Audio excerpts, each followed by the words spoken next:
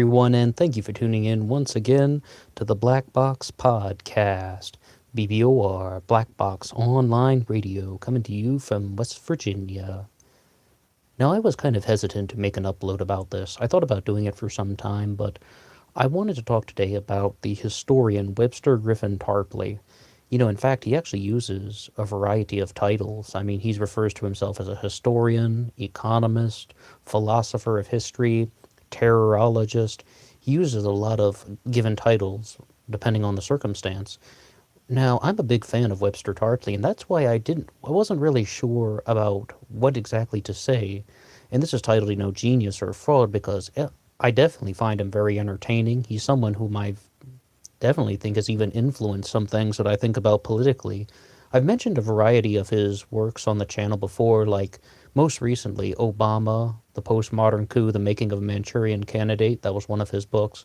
Also, some of the things in 9/11 Synthetic Terror, Made in USA, which we talked about in the Science of Conspiracy Theories. And he was the one that who made the claim that Karl Marx was a British agent, and I did a whole upload on that.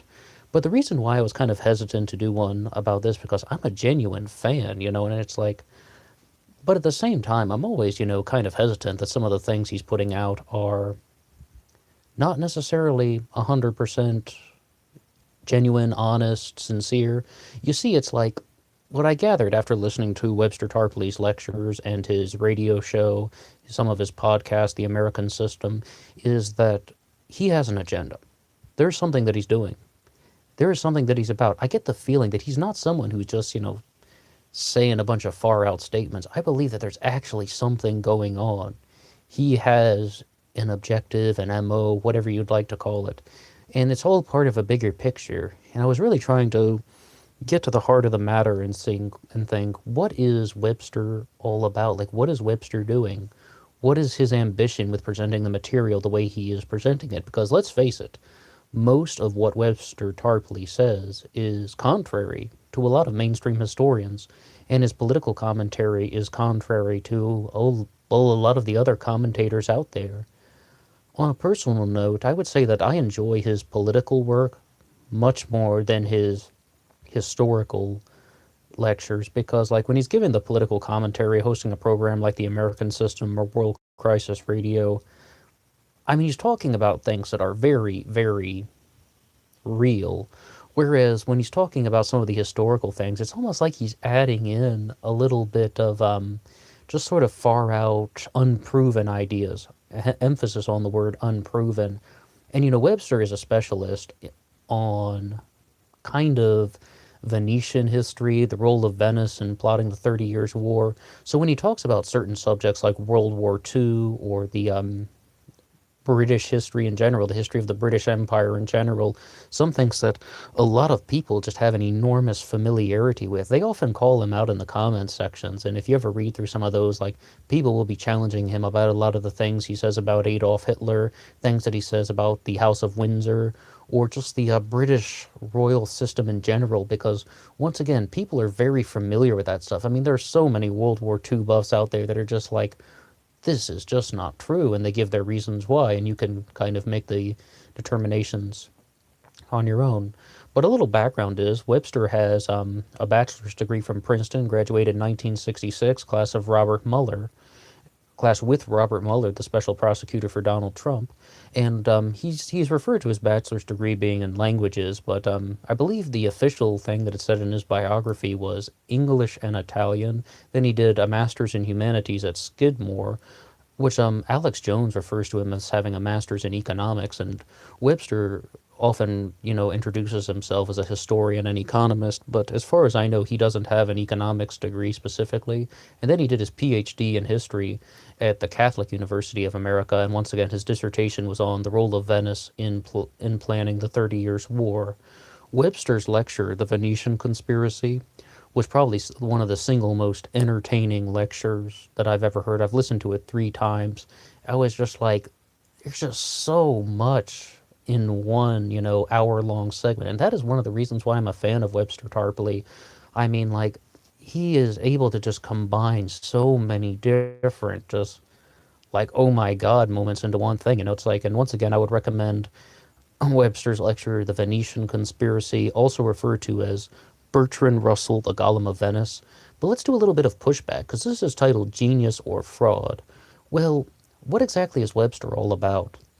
It's like he was with the Lyndon LaRouche movement for at least 20 years. I'm not sure exactly when he joined or when he quit. He must have left around 1995. Um, it might have been, I think he actually stayed in the LaRouche movement around when Lyndon LaRouche just got out of prison, because I think I saw a video from him 1995 when he was with the LaRouche movement. But what I would say about that is like the Lyndon LaRouche movement is known for saying some very extreme claims, and they're also known for saying a few unproven claims. They have their own views on history, politics, economics, music, science, every sort of subject. They have their own kind of viewpoint, and Webster still holds on to a lot of the Lyndon LaRouche things.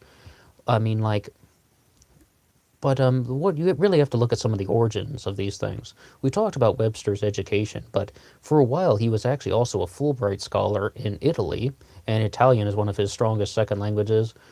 I mean, I guess, maybe even the second one, but it's like Webster was introduced to Italian communism during that time, and it was also at this time that not only was he kind of getting in touch with other communist intellectuals, he was writing about the killing of Prime Minister Aldo Moro. And one of his famous compositions was Who Killed Aldo Moro? And this is the whole theory about the Red Brigades, and that Webster's talked about this many times, that they assassinated Aldo Moro because Italy wanted to pull out of NATO.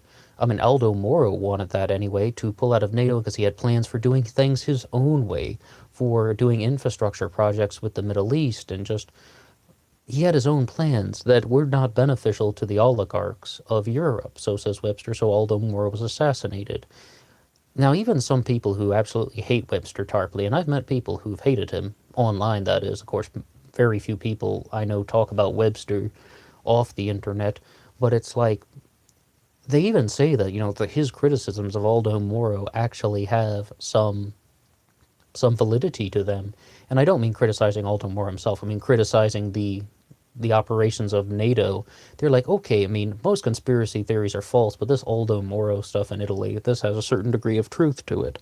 Now, what happens when you kind of really like a narrative, and you like the narrative so much that he just begins repeating that all the time? That when these so-called quote-unquote oligarchs are not happy, they unleash terror on the world.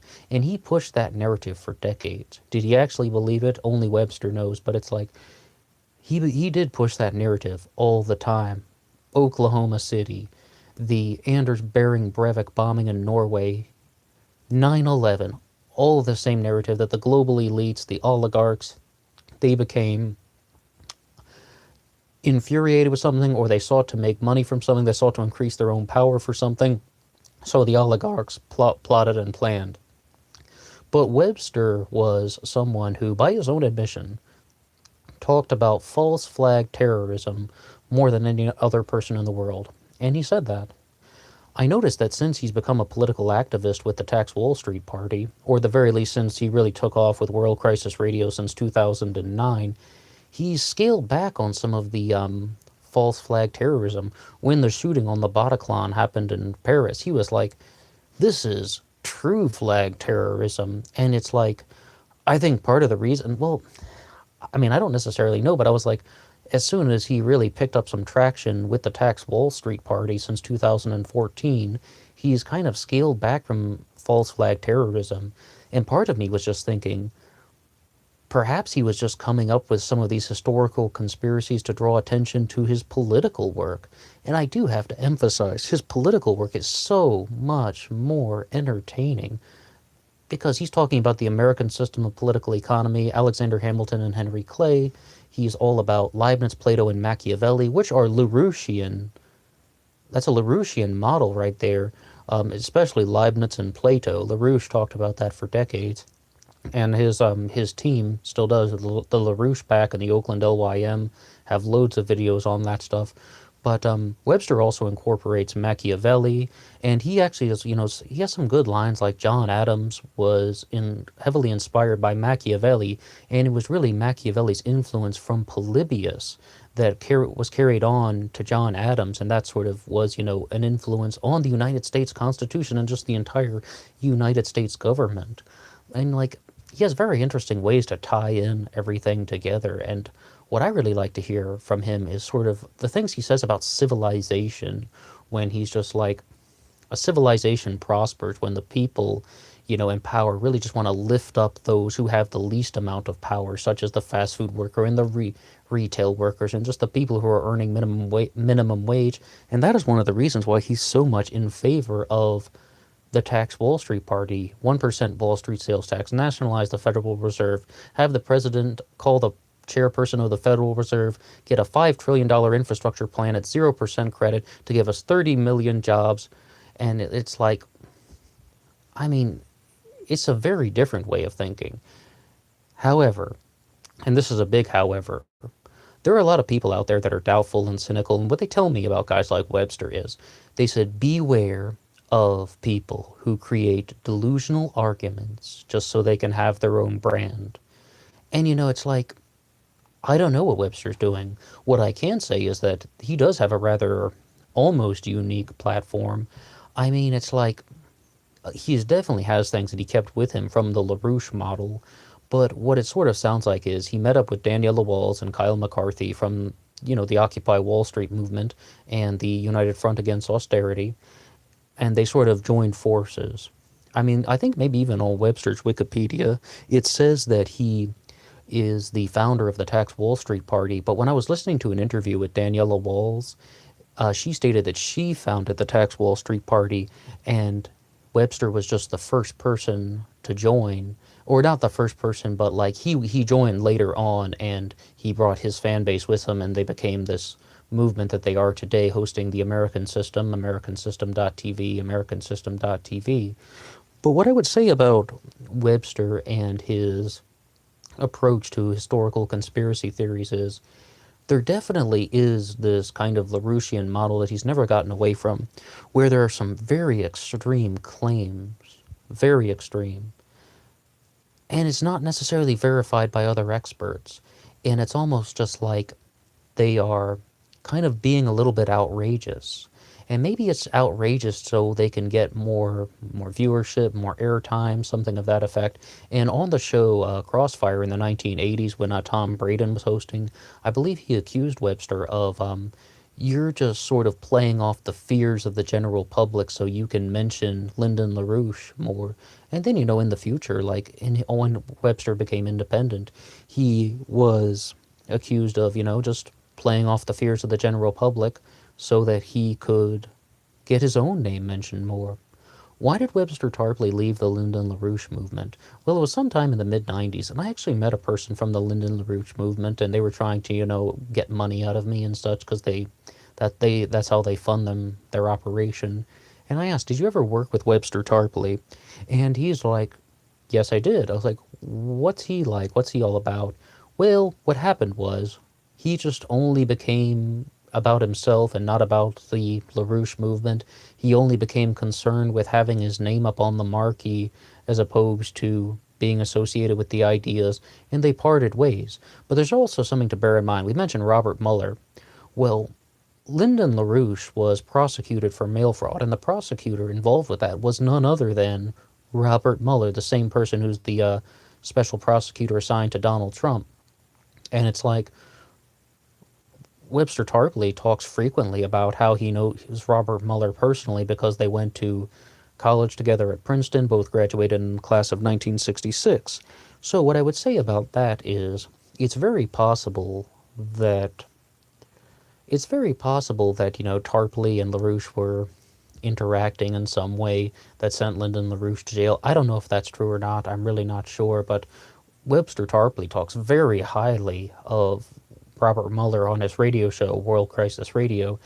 And it's also like, I mean, this guy sent his boss to jail. This was the prosecutor that prosecuted his boss and, and then LaRouche went to jail, if you could call it that. So I mean, that really kind of makes me think that there was something else going on, but once again, that's kind of just something theoretical. But at the same time, it perhaps, Webster just realized that he probably could have done the thing by himself. He could have been his own person. He didn't really need to be an advisor to Lyndon LaRouche. He could have done all these things on his own terms. Webster Tarpley also ran for the Senate in 1986. He ran on just a plan of firstly being anti-AIDS. He didn't want people who had AIDS to go to school. He also wanted a blank check for biomedical science, which that actually sounded kind of like a nice idea to eradicate AIDS. And he had a whole, LaRouchian platform. And it's like, what happened though was, I believe he was removed from a ballot by the court order. I mean, I should say, like, he was removed from the ballot by a court order. I got my words jumbled there a little. And I found the newspaper article about that from 1986, but it was one of those things in the Baltimore Sun. You had to pay to get it from the archive, and I couldn't read the whole thing online. But what I gather is, he was removed from the ballot, as well as many other LaRouche candidates in 1986, so it really sort of seemed like they had some sort of kind of illegal campaign contribution going on or something like that. Something to do with their funding is what I've gathered. But what I would say about that is, anytime the Lyndon LaRouche movement gets into hot water, anytime they get in trouble, what do they say? Oh, well, people were conspiring against us because Lyndon LaRouche is just so brilliant. It's like they're so afraid of his ideas and how he'll destroy the oligarchy. So people conspired against him and they tried to destroy him. They say it all the time. They say that every single time. They say that that's what happened. And like, is that really what happened? I don't necessarily know. Because the thing about the LaRouche movement and Webster Tarpley and those guys is that they do have an arguable platform. I mean, they have an arguable like thesis to everything that they're saying. It's all about Plato and being aware of the existence of ideas and metaphysics and states of being, and added into the work of Gottfried Wilhelm Leibniz, which is all about we live in the best of all possible worlds. If there is a problem, then the solution must also exist. Things like poverty and hunger and starvation and famine and disease, those things can all be eradicated. There is a solution. We just have to find it. Furthermore, Leibniz also had something about science is progress. Like progress is science. Those things are a reciprocal. And what you really need to do for human civilization to progress is to just expand science outward. And that's why Tarpley is all about infrastructure projects, building bridges, and things of that nature. But you have to watch him sometimes because when you're talking about being spiritual and then because they do bring it into spirituality. Webster talks a lot about this on his radio show about the Catholic, holidays, and about how Leibniz was a very passionate spiritual believer. And then they're saying spirituality plus infrastructure projects. And then he did one episode on this about on World Crisis Radio, and he's just like, there's something spiritual about building things like bridges and tunnels that connects humanity, and maybe the oil gas pipelines in Kyrgyzstan and China. And someone in the comments section, kind of caught on to what I was thinking. Are you trying to say that God wants you to build an oil pipeline? Like, what on earth are you talking about? So you got to be very careful, with some of those things where it's like when you have, things like spirituality and infrastructure projects. I mean, sometimes it can actually kind of come across as just a little bit bizarre. But is Webster a fraud? Or is he just a genius? Is he just a brilliant person? He's definitely brilliant. I mean, he speaks like 5 or 6 languages fluently. I mean, definitely English, French, German, Italian, and I think Russian, I guess, from what I've heard. He's also has an amazing insight into the development of human civilization. But the thing is he just someone who concocted some historical conspiracies to draw attention to his political work? He'll talk about 9/11 truth just to kind of pull people into his audience, so then he can tell them what he thinks about Leibniz and Plato and Machiavelli. It's very possible. But the other thing is, though, outrageousness. Now, there's an entire documentary on Netflix called Get Me Roger Stone that talks about how Roger Stone crafted this thing during the Nixon administration about using outrageousness to get attention. There's no such thing as bad press. And Roger Stone was actually a principal advisor to Donald Trump, hence the outrageousness. But Roger Stone is also a very close and personal friend of Lyndon LaRouche, Tarpley's old boss. So that can sort of kind of show you that they're all using the same model of using a bunch of outrageousness. Christopher Hitchens even talked about the British polemic tradition, right? The polemic tradition of you make a lot of noise to draw a crowd, and then you tell people you tell people your message and what you really want to say, and your opinions and your beliefs and your worldview and how the world should be.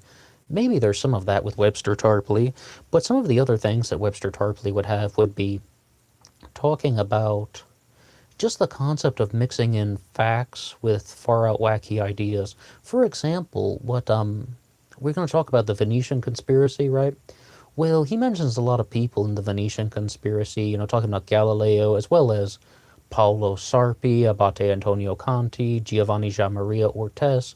Well, someone on Reddit, I think there's just one single thread about it, and like no one even commented, but someone was like, there's this guy out there named Webster Griffin Tarpley who's saying all these things about Venice. He wrote a whole dissertation on Paolo Sarpi and Venice in the 30 Years' War, but he left out so many things in his dissertation that are included in the Venetian conspiracy that you can find on YouTube, also known as Bertrand Russell, the Golem of Venice. And people are like, why on earth would he do that? Well, the person who wrote that thread was just like, you cannot make stuff up when you're dealing with people who know what they're talking about. I mean, are there some things that are just complete fictions in Webster's work?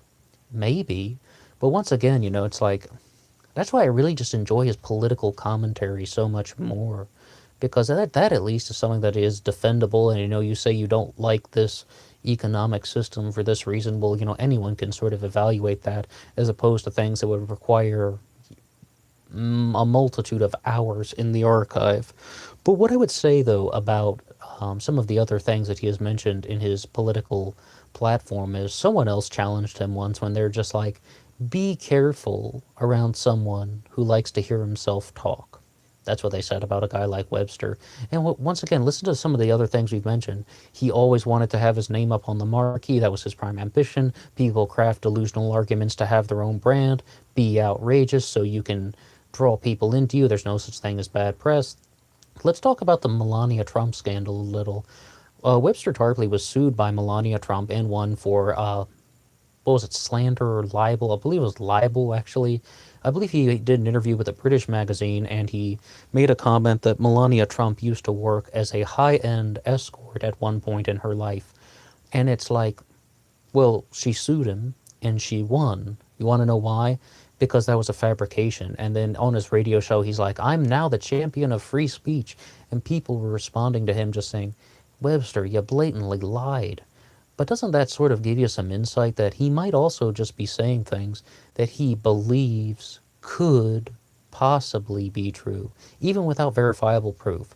Because, once again, if you're just going to be putting out outrageous things, like Roger Stone talked about this in his documentary, Get Me Roger Stone, like the Elliot Spitzer case was a very big example of that. He made up a whole story.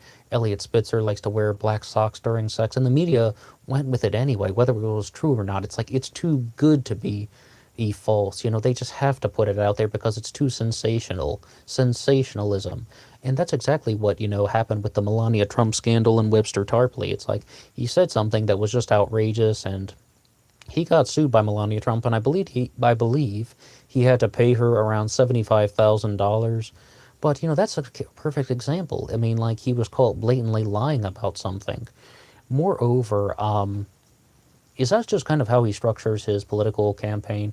Is it kind of just like half genuine facts, and then the other half is just like outrageous, far out wacky ideas that are meant to draw attention to people? He has a very bold political platform. He's talking about ending the Republican Party and splitting the Democrats into two factions, the pro-labor and the pro-financier. He wants to return to New Deal economics, via FDR because that was the best thing that we had, so says Webster. And it's also like about creating a buffer zone in between the mega banks and the government. Like we shouldn't only have mega banks and the government because, well, you need something that is also going to kind of be a balance of power with these groups. And he suggests, a labor movement. That's one of the reasons why we need a pro financier, pro labor, two Democratic factions and no Republican Party. But that's what Webster wants. Is that going to happen in his lifetime? It doesn't look like it. Moreover, it also seems that he has some very, very strong things to say, though. 1% Wall Street sales tax? I mean, that's a very outrageous thing. As someone who frequently trades stocks, taxing stocks at 1%, that's that could really affect a lot of people. And wouldn't that kind of, slow down the entire traffic of the market? And I don't even know if that's possible. I mean, I really don't. I mean, and there is this thing, though, that Michael Hudson talks about. 87% of Wall Street transactions are conducted by the top 1%, by the mega rich, or if you want to call them that.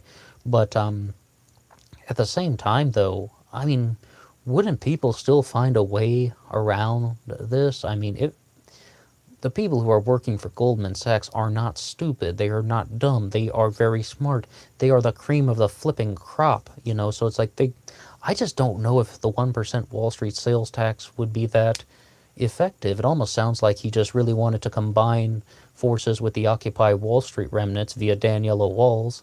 So, like, they created this plan to launch a political movement that would resurrect, that sort of labor movement that we talked about, where you would have, something that could act as sort of a balance of power and an intermediary in this whole system of government and the mega banks. But what I would say, though, is Webster, though, is someone who is very entertaining. He really drops just a lot of entertainment in a 1 hour presentation. Like, you come away with a lecture from Webster, or you come away from one of his radio shows feeling like you have something new, even if it's just a few new sentences that provided some insight into what he's trying to say. And it's like, I like that from guys. I mean, I think a lot of talk radio people do not succeed in that. Like, you don't walk away hearing, some kind of brilliant insight, or you just feel like your life has changed or something like that. But what I would say about Webster is, it seems like he does have a political agenda. But the problem is, sometimes he substitutes his own personal analysis for the facts. And it couldn't even be something that he believes is true, something he might believe is possibly true.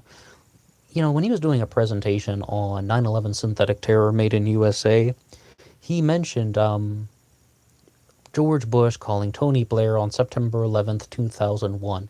And he's giving the details of their phone calls. And it's like, how on earth would he have gotten that information? And multiple people have called him out on that, and they're just like, how on earth does he know the details of their phone calls? Well, in that same presentation that he did promoting his book, he mentioned that this is his personal analysis.